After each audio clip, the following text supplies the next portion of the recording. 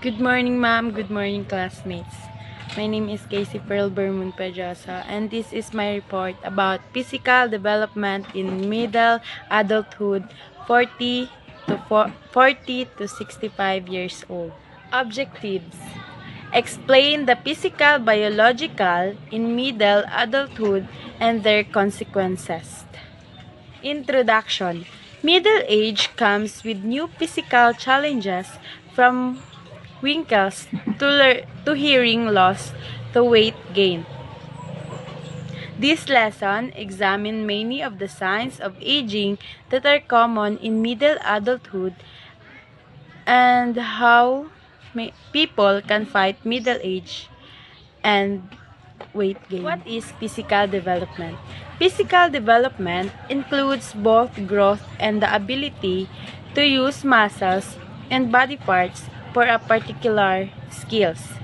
Both growth, large muscle movements, and fine, small movements, motor skills contribute to physical development, and children often learn a set of skill by a certain age. The physical development in middle adulthood.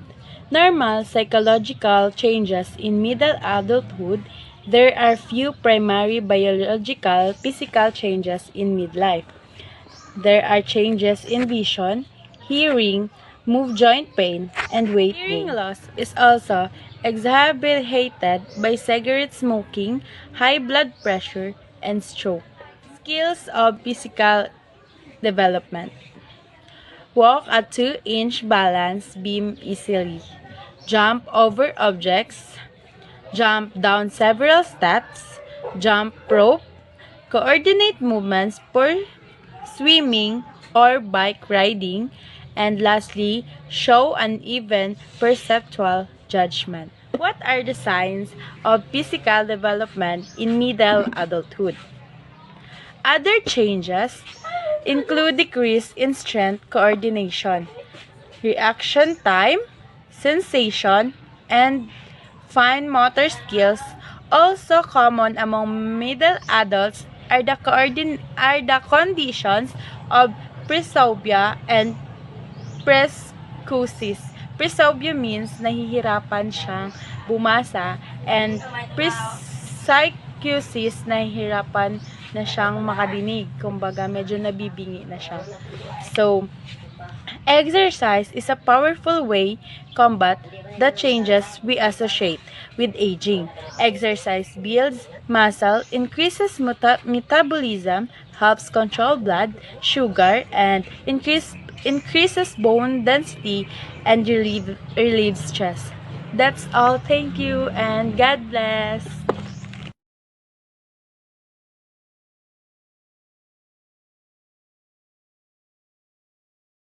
Good morning, ma'am. Good morning, classmate. I am Harry Jan Peralta, and our topic for today is psychomotor development.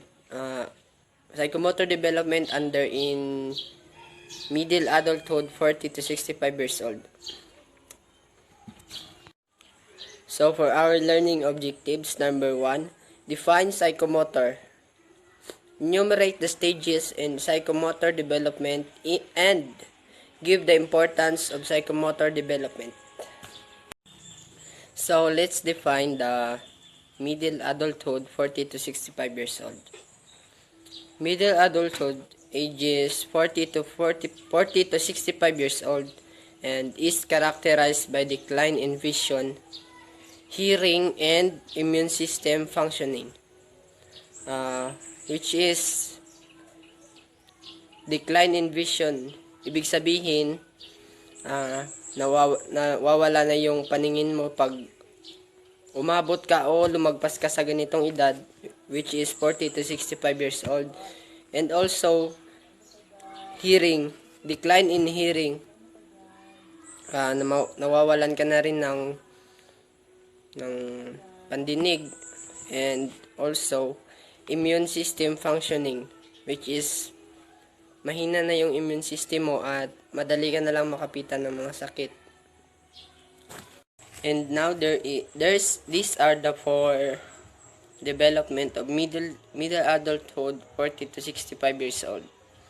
First is physical development, second psychomotor development, three cognitive, and last socio-emotional development.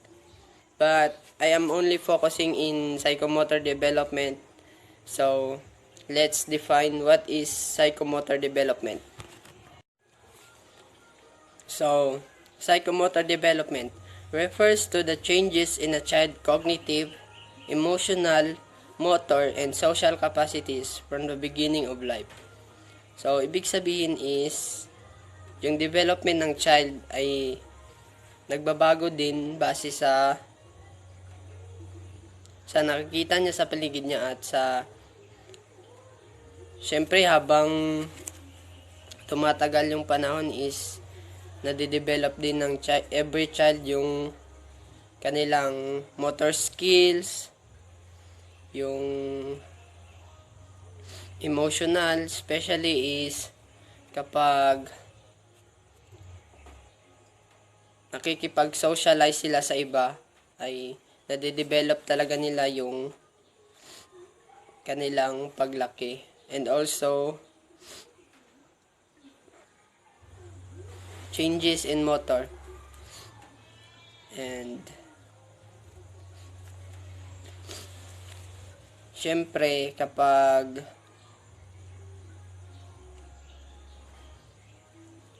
lumalaki ka is nade-develop mo yung motor skills mo. For example, nung natututo ka ng magsulat, natututo ka ng gumamit ng cellphone, which is one of the motor skills na nade-develop ng isang bata or child. Next is the examples of psychomotor development. Include driving a car and eye-hand coordination tasks such as sewing, throwing a ball, typing, etc. So, kakasabi ko lang na kanina, yung motor skills ng mga bata is nade-develop. So, ito yung examples niya. Include driving a car. Yung natututo na siyang mag-drive ng car, ng mga motorbike, yun. Tapos, also, they develop eye-hand coordination. So, eye-hand coordination is, ang example nito is, kapag nagta-type ka sa computer, nagta-type ka sa cellphone, nagte-text ka, and also yung nagsushoot ka ng ball, ng basketball.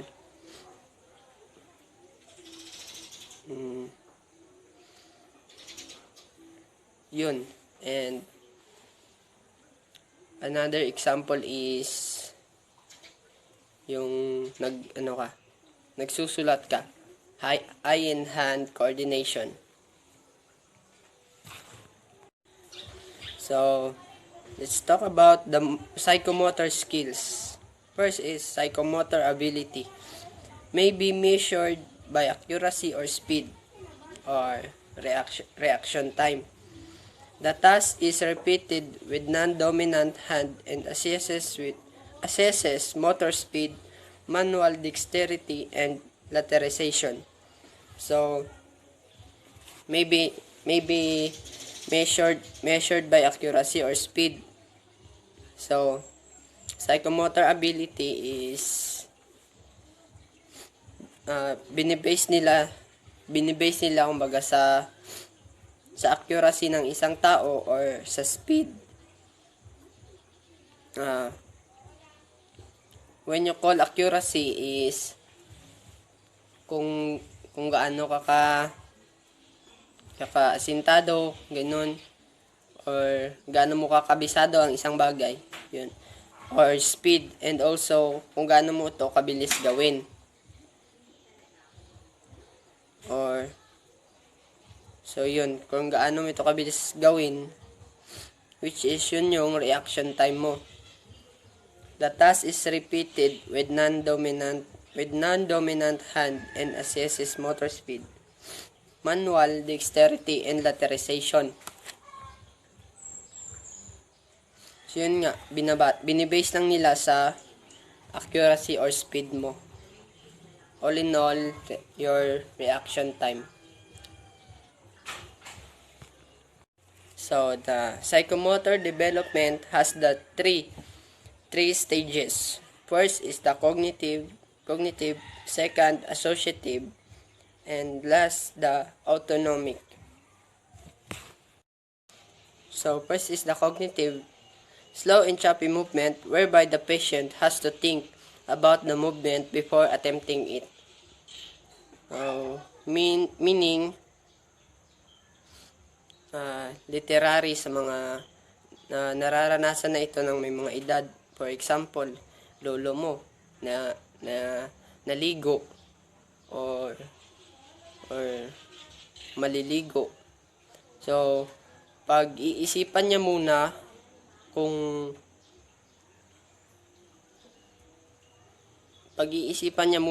maliligo siya or hindi. Kumbaga, para mabagal siyang mag-isip. Ganun.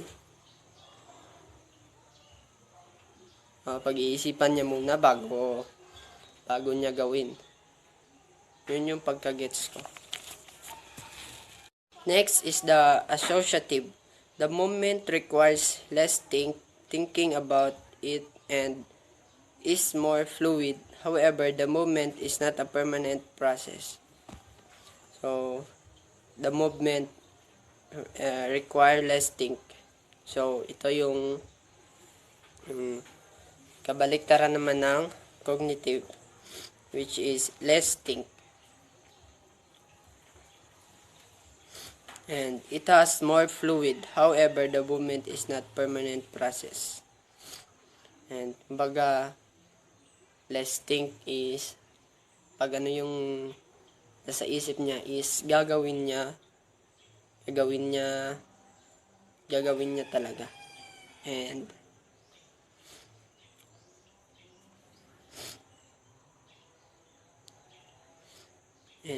hindi niya na pinaplanuhan or hindi planado yung gagawin niya, kundi gagawin niya talaga ng on the spot. And last is the autonomic. The learner can still refine the movement though practice but require no thinking about the movement and it is fluid. So, from the word auto, so which means ito yung mga movements ng tao na matik siya or hindi siya planado or kumbaga parang naglalakad ka lang na hindi planado pupunta sa isang lugar na hindi mo pinlano. For example nito is parang sa school ka tas naglalakad ka lang mag-isa. O yun, autonomic. So, let's move to importance of psychomotor development. Psychomotor development is of paramount importance in preventing problems of learning and re-education of tone, posture, directional edge, laterality, and rhythm. So, it is important in preventing problems of learning. So, while we are developing, so ma-prevent natin yung problems of learning. So, parang maaga pa tayong matututo and hindi tayo mahuli sa mga nangyayari sa paligid natin. And preventing problems of re-education. So, ito yung mga mga ano to, mga mga balikbayan na mag-aaral. So, psychomotor development also can develop re-education. Yung hindi ka pabalik-balik sa grade mo, yung isang taon lang is advance ka na kaagad. Hindi yung 3 taon ka pa sa grade 3, 4 na taon sa grade 4. So, bago ka graduate is matanda ka na, huli ka na. And also, the tone, posture, directional age, laterality, and rhythm. Pag sinabing posture is ito yung kumbaga yung katayuan mo as a Filipino citizen. Iwan ko kung ganito meaning nito. Or yung kung paano ka makisama sa kapwa mo student. Kumbaga kung paano ka makisama as nakakasabay ka rin sa kanilang tone.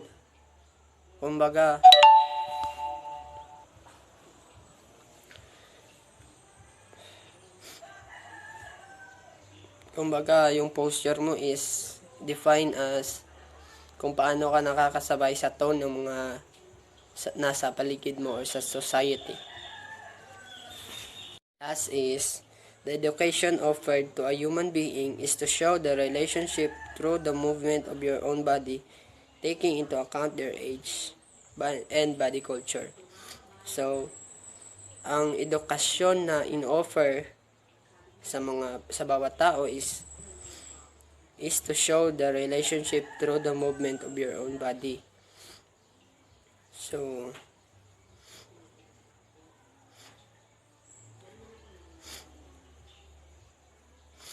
So it is also for our body culture, which means kumbaga pinapahalaga nila yung body culture ng bawat isa, kaya tayo pinapag-aral at binibigyan edukasyon. So that's all for today, and thank you.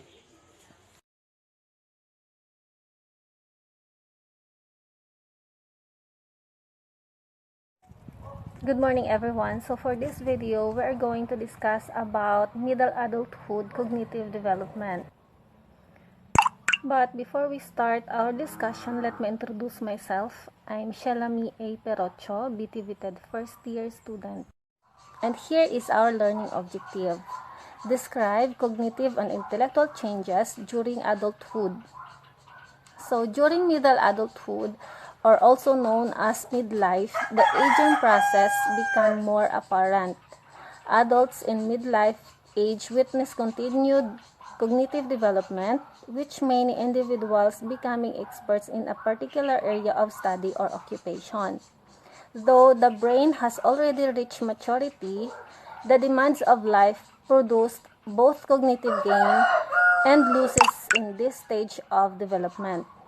This developmental period, beginning about 40 and extending until 60 to 65 years old. This stage is widely known as the period of declining memorization skills, shrinking time left of life, reach and maintain satisfaction in careers, and individual make choices. So meaning, midlife refers to the period of lifespan between young adulthood and old age, meaning it is the period of age beyond young adulthood but before the onset of old age. So what is cognition? So the term cognition is derived from the Latin word cognoscere, which means to know or to recognize or to conceptualize. It refers to that mental process an individual learns, remembers, understands, perceives, solves problems, and thinks about body information. So next is what is cognitive development? So, cognitive development is the construction of thought processes, including remembering, problem solving, and decision making from childhood to adolescence to adulthood. So, what is cognitive development in middle adulthood? So, middle adulthood thinking differs significantly from that of adolescents and young adults. Middle age are typically more focused in specific directions, having gained insights and understanding from life events that adolescents and young adults have not yet experienced. So, kumbaga, in middle adulthood, the brain seems to be capable of rewiring itself and already reached its maturity in this period, incorporating decades of experiences and behaviors. So, examples of cognitive skills in midlife are as follows: sustained attention, selective attention, divided attention, long-term memory, working memory, logic and reasoning, auditory processing, visual processing, and processing speed. So, cognitive skills are the core skills our brain uses to think, read, learn, remember, reason, and pay attention. Working together, they take incoming information and move it into the bank of knowledge that we use every day in life and at work. Next is, what are cognitive changes in middle adulthood? With advancing age, healthy adults typically exhibit decreases in performance across many different cognitive abilities, such as memory, processing speed, and abstract reasoning. So, for us to have a comprehensive understanding about cognitive changes in middle age, the moment a person reaches in this period, the capacity of cognitive skills begin to decline. On the other hand, adults in this period typically exhibit decreasing performance across many different domains of cognitive development. So, how does aging affect intelligence in middle age? Some middle adults are convinced that they are not as mentally skilled or even as intelligent as they used to be. Their brains don't work as quickly as before, their mental flexibility becomes limited, learning new skills and memorization becomes harder. So, for us to have a comprehensive understanding about cognitive changes in middle age, the moment a person reaches in this period, the capacity of cognitive skills begin to decline. On the other hand, adults in this period typically exhibit decreasing performance across many different domains of cognitive development. There are two forms of intelligence. Number one, crystallized intelligence, and number two, fluid intelligence. So, dito muna tayo sa crystallized intelligence. So, crystallized intelligence is dependent upon accumulated knowledge and experiences, while fluid intelligence is more dependent on basic information processing skills and start to decline even prior to middle adulthood. So, kumbaga, cognitive processing begins to slow down during this stage of life, the same as the ability to solve problems and divide attention. What are the signs of cognitive decline in middle adulthood? So, we have number one, forgetting appointments and date. Number two, forgetting recent conversation and events. Number three, having a hard time in understanding instructions or directions. Number four, losing the ability to organize tasks. And number five, becoming more impulsive. So, this is because the brains begin to lose sharpness of memory and power of listening and understanding as early as 45 years old. That's why cognitive changes are more numerous during this period. So, how to improve cognitive skills in middle adulthood? So, here are few ways to improve cognitive skills. Number one, reduce stress. Number two, care for your body. Number three, practice focusing. And number four, exercise your brain. So, strengthening our cognitive skills can help us perform better in almost every aspect of our duty, and it will help us to generate creative solutions to difficult challenges. Improving cognitive skills can not only help us to stay on task, but it can also help us to be more active even as we age. So this would be the end of our discussion. I hope you learned something new from this topic. Thank you and keep on learning, everyone.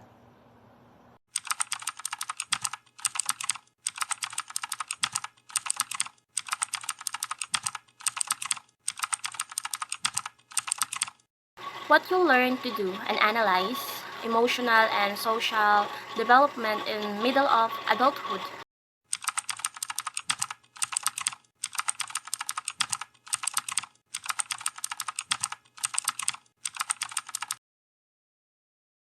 So, however, there are some support for view so that people do some undertake a sort of emotional audit, reevaluate their priorities, and emerge with some of slight difference orientation to emotional regulation and personal interaction in this time of period.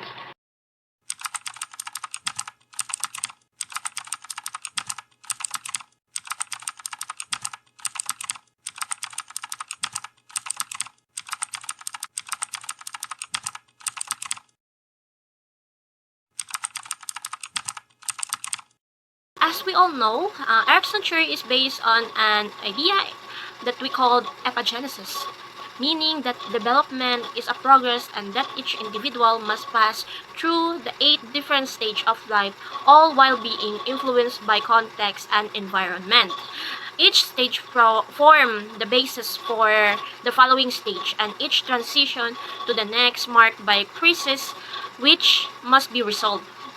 So the sense of self each season was wrested from and by that conflict. The age of 40 to 65 are no difference. The individual is still driven to engage the productively, but the nurturing of children and income generation assume lesser functional importance.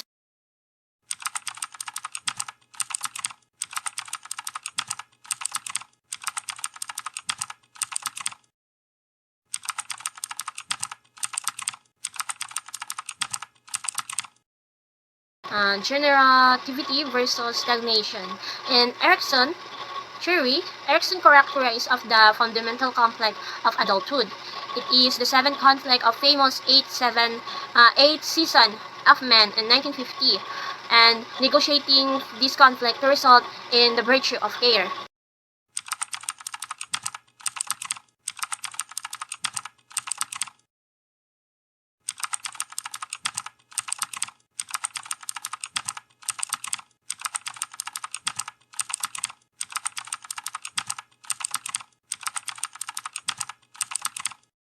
Obviously, one of obvious motive of this generative thinking might be a parenthood, but others have suggest elimination of mortality by self. According to John Cartwright of 1984, the theorized that generativity is a selfish act, stating that its fundamental task was to outlive outlive the self.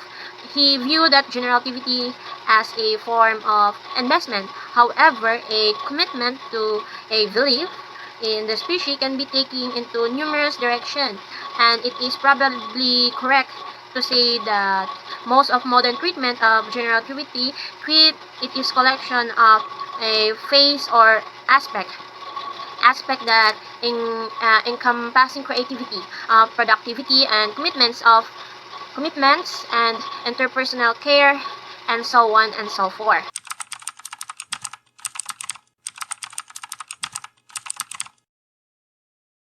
On other side of a generativity is stagnation. Stagnation is the feeling of letter J and lack of enthusiasm and involvement in both individual communal affairs. It is may also denote an underdeveloped sense of self or some form of overblown narcissism. Erikson sometimes used the word rejective when referring a severe stagnation.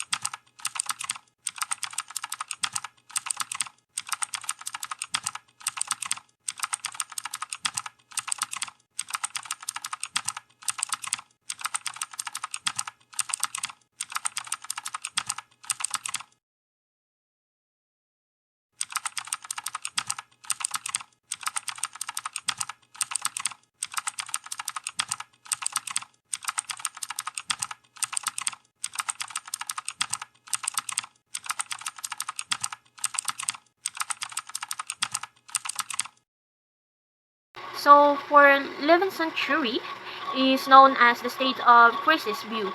He argued that each stage overlap consisting of two distinct phases, a stable phases and a transitional phases into the following period. The latter of phases can be involved in questioning and changing. And Levinson believed that 40 to 45 was period of profound change, which could be only culminate in a reprisal or perhaps reformation of goals or commitment and previous choice. A time for taking stock and recalibrating what was important in life.